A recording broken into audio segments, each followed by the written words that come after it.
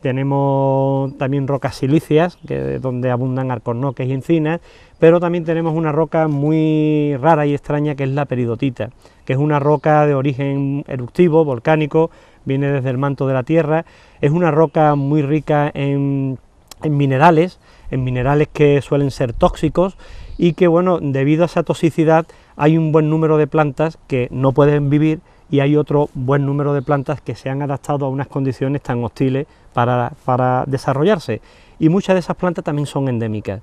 Esas plantas las encontramos en Sierra Bermeja. A las rocas peridotitas le llaman rocas bermejas porque tienen una clara coloración rojiza, aunque verdaderamente son verdes, pero debido a la oxidación que se produce por causa de la lluvia y del aire, se coge como una capa de óxido que la recubre y se ven rojas. Son las rocas que podemos ver, por ejemplo, cuando bajamos de Ronda a la Costa por la carretera San Pedro. Bueno, pues en este tipo de litología se dan un número de endemismos bastante importante e interesante, que hacen también que nuestra provincia sea un lugar exclusivo. Si nos vamos al otro extremo de la provincia, pues ya cercano con el límite con Granada, hay zonas de predesierto, es decir, se dan unas condiciones atmosféricas de poca lluvia, de un terreno muy erosionado, donde también hay un tipo de vegetación que se ha adaptado a esas condiciones extremas y que también producen muchos endemismos.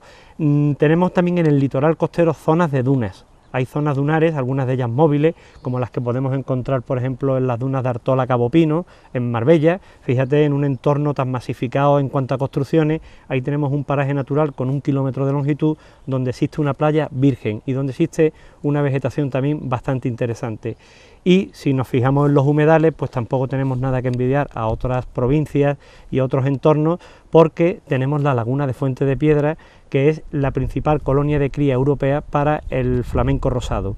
Es la laguna más grande también de la comunidad andaluza y alberga una variedad de fauna, sobre todo acuática, sobre todo de aves, interesantísima. O sea, es un lugar que está protegido también, como es un sitio Ramsar, que es una figura protectora también aplicable a los espacios naturales protegidos, es una zona CEPA, zona de especial protección para las aves, y digamos que, bueno, toda esa serie de circunstancias y todos estos ecosistemas se dan la mano de sí para decir que la provincia de Málaga es como un pequeño continente, donde podemos hallar todo lo que hallamos en el continente europeo o africano, con muchos de esos elementos representativos lo tenemos en nuestra provincia. Por tanto, de ahí esa aseveración.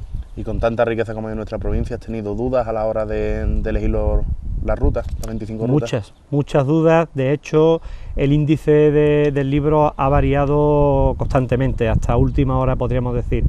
Ten en cuenta que la provincia de Málaga tiene algunos de los parques naturales más importantes de Andalucía, como es el caso del Parque Natural Sierra de las Nieves, el Parque Natural Sierra de Grazalema. De aquí estamos teniendo unas vistas magníficas porque nos encontramos en el Paseo de los Ingleses, que todo hay que decirlo, es un lugar magnífico también, compartido con la provincia de Cádiz. Tenemos el Parque Natural de los Alcornocales, aunque solo un trocito de ese parque natural pertenece a la serranía de Ronda y a la provincia de Málaga. Tenemos los Montes de Málaga por otro lado, y ya en el límite con Granada el Parque Natural de la Sierra de Tejeda, Alhama y Almijara, que también es un sitio bastante interesante. Bueno, pues en estos lugares existe una cantidad de senderos, de caminos y de sitios que se pueden dar a conocer importantísimas. Elegir entre los 25 mejores recorridos es muy difícil, porque se podría haber hecho un tomo con las 50 mejores rutas por la provincia de Málaga y en ningún momento íbamos a repetir senderos ni íbamos a repetir paisajes, sino que la variedad es tal que es abrumadora.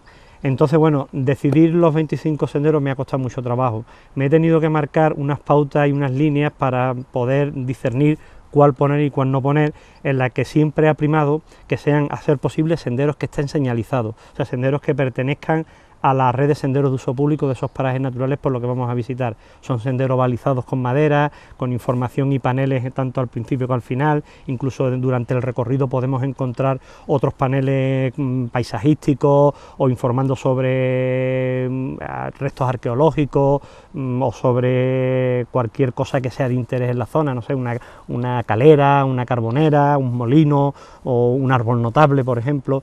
Entonces están muy señalizados, están bastante bien marcado y no hay problema. También se han utilizado pequeños recorridos, senderos locales y grandes recorridos, que son, digamos, como las carreteras aplicadas a los senderos. Son recorridos homologados por la Federación Andaluza o por la Federación Española en el caso de los grandes recorridos, y también tienen una señalización muy clara e internacional, es decir, la misma señalización se utiliza aquí que la que se puede utilizar en Alemania, en Grecia o en Escandinavia, ¿no?, por poner un ejemplo. Entonces hemos utilizado este tipo de senderos, y después también que sean senderos que se pueden realizar durante todo el año. Por ejemplo, hay rutas muy bonitas, como puede ser en los Cahorros del río Chillar, que es una ruta acuática en la que se anda, en este caso el sendero lo marca el mismo río, es un río que en verano tiene mucha afluencia de personas, pero claro, si llega el invierno, el río crece, hace frío y no se puede andar. Entonces muchas personas dirán, bueno, ¿cómo que no has puesto el sendero del río Chillar, que es uno de los más conocidos de la provincia de Málaga? Bueno, pues se ha tenido en cuenta esa pauta de que en invierno no se puede hacer. Entonces se ha intentado que sean recorridos que se puedan hacer durante todo el año y que sean señalizados, básicamente eso.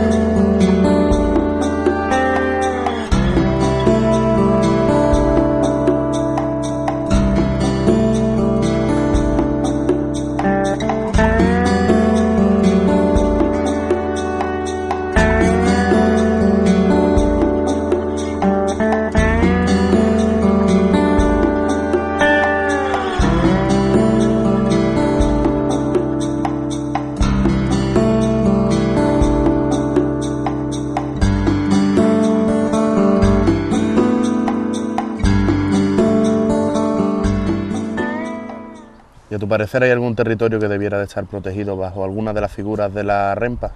Pues sí, es verdad, Manolo, es verdad de que hay ciertos lugares de la provincia de Málaga que sí merecerían estar protegidos. Ya apuntábamos antes de que hay lugares como el Torcal de la Utrera o la Subbética malagueña, que es el Arco Calizo Central o el Valle del Genal, deberían de ser protegidos. Aunque también hay que decir, porque no seríamos justos si no lo reconociéramos, de que los lugares más importantes, más interesantes desde el punto de vista de la naturaleza y de la biodiversidad, sí están protegidos. Están protegidos y eso, bueno, pues incide en que estos espacios tengan una regulación específica en cuanto a su uso y a la sostenibilidad de las actividades que se puedan realizar en la zona. También es bien cierto de que la administración andaluza pues no cuenta ni con todo el personal que quisiera, ni con todos los recursos económicos que se necesitan pues para poder regular estos espacios naturales protegidos. En ese sentido, existen voces discrepantes en cuanto a que haya nuevos espacios que queden amparados bajo alguna de las figuras de la REMPA, ¿no?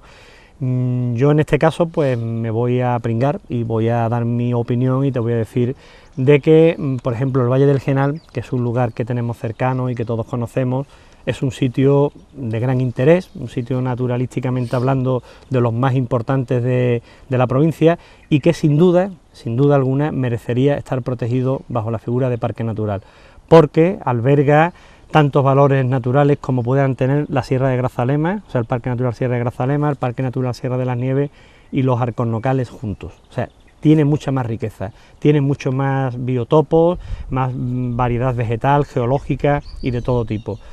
Pero también es cierto que es una zona muy poblada, es una zona donde existen cantidad de pequeñas propiedades, donde existe una actividad humana ciertamente importante y a veces eso crea conflictos, También hay que apuntar de que desde hace un tiempo hacia acá hay algunos estamentos como la Universidad o el Grupo de Trabajo Valle del Genal y otros colectivos como Ecologistas en Acción y demás, de que han solicitado la declaración de lo que es el conjunto de Sierra Bermeja como parque nacional que proteja pues esa singularidad que representan las peridotitas en el plano geológico y en el contexto nacional, ¿no? Es una figura interesante, importante, con la cual en este caso sí me sumo y me apoyo a que esta zona se proteja. Es una zona donde no existen poblaciones algunas, donde se dan unas características muy especiales en cuanto a eso, en cuanto a la vegetación, en cuanto a la vida animal que allí pueda existir, y por tanto, pues sí, creo que sería interesante que esa zona se protegiera. No obstante, lo interesante sería que con las normas, digamos, las normales, las que tenemos de andar por casa y que se aplican a todo el territorio, solamente con que se aplicaran esas prerrogativas, nuestros espacios naturales y nuestro entorno en general estaría mucho mejor cuidado, funcionaría mejor y no habría tantos conflictos e intereses entre propiedades, actividades y protección. Y ahora vamos con una pregunta un poquillo conflictiva: ¿cuál es la cumbre más alta de la provincia, la Maroma o el Torrecilla? Bueno, pues es una pregunta que también tiene sus matices y sus respuestas, y pueden ser muy distintas y se pueden interpretar de distintas maneras. Al igual que, por ejemplo, se dice que Ronda es la tercera ciudad más visitada de Andalucía, entre comillas, decir cuál es más alta, si la Maroma o el Torrecilla, hay que tener en cuenta una serie de parámetros. A mi parecer, el punto más alto de la provincia de Málaga es la Maroma. Eso es indiscutible, porque la línea fronteriza entre Málaga y Granada pasa justamente por su cumbre. Entonces, esa cumbre que está a 2.065 metros, si la línea fronteriza va por esa zona, evidentemente ese es el punto más alto. Si, por ejemplo, hablamos de cuál es la montaña íntegra, o sea que por todas sus vertientes sea la más alta y esté dentro de la provincia, en ese caso es el Torrecilla. El Torrecilla sería la cumbre más alta porque tiene 1.919 metros y por cualquier vertiente que la subas está en la provincia de Málaga. En el caso de la Maroma hay una vertiente granadina y hay una vertiente malagueña. Pero es que es más, es que el lugar donde está el geodésico de la Maroma no es el punto más alto tampoco de la provincia de Málaga, porque ese geodésico en la Maroma, digamos que es una meseta, es una zona llana, es una montaña que en la parte de arriba es una planicie enorme, y se colocó un geodésico, un póster, donde encima va el geodésico, que es el que coloca el Instituto Geográfico Nacional, que tiene 4 metros de altura y sobre él está el póster. Se puso porque para discernir bien dónde está la cumbre, que se vea desde toda la meseta, que tiene un área bastante grande. Pero resulta que ese tampoco es el punto a ras de suelo más alto de la provincia de Málaga. Ese punto, el del que estamos hablando, se encuentra en Canilla de Acituno. Pero existe otra zona un poquito más alta, que es la que llaman la Maroma Oriental, que tiene 1 metro más de alto y se encuentra en el término municipal de Sedella. Por tanto, el punto más alto no es ni la Maroma ni el Torrecilla, es la Maroma Oriental y se encuentra en el término municipal de Sedella, con 2.066 metros. ¿Qué espacios naturales protegidos de nuestra provincia destacaría? Bueno, pues esa es una pregunta sí que es realmente difícil, ¿no? Porque decidirse por alguno de los espacios naturales protegidos de la provincia de Málaga es complicado. De todos modos, yo como soy montañero, a mí lo que me gusta es la montaña ante todo, aunque no desecho también andar por otro tipo de terrenos, ¿no? Pues mi corazoncito está en la Sierra de las Nieves. La Sierra de las Nieves para mí uno de los lugares mágicos, fue el primer espacio que yo conocí, siempre he sido un fan fervoroso del Pinzapo y bueno, pues en la Sierra de las Nieves es el lugar donde yo muero, ¿no? Es un sitio que me atrae bastante, que me embauca, aunque últimamente también estoy conociendo bastante bien lo que es Sierra Almijara, en el otro extremo de la provincia, y es una sierra que también me atrae bastante y que me gusta muchísimo. Es un lugar no tan conocido como Sierra de las Nieves, pero tiene unos paisajes también majesticos, unos cortados y unos acantilados que quitan el hipo. Mucha gente lo conocen por los picos de Europa de Andalucía, ¿no? Y realmente no se equivocan y no exageran cuando dicen eso, ¿no? Cuando realizan esa afirmación. Por tanto, para mí los dos espacios, el primero es Sierra de las Nieves y después Sierra Almijara.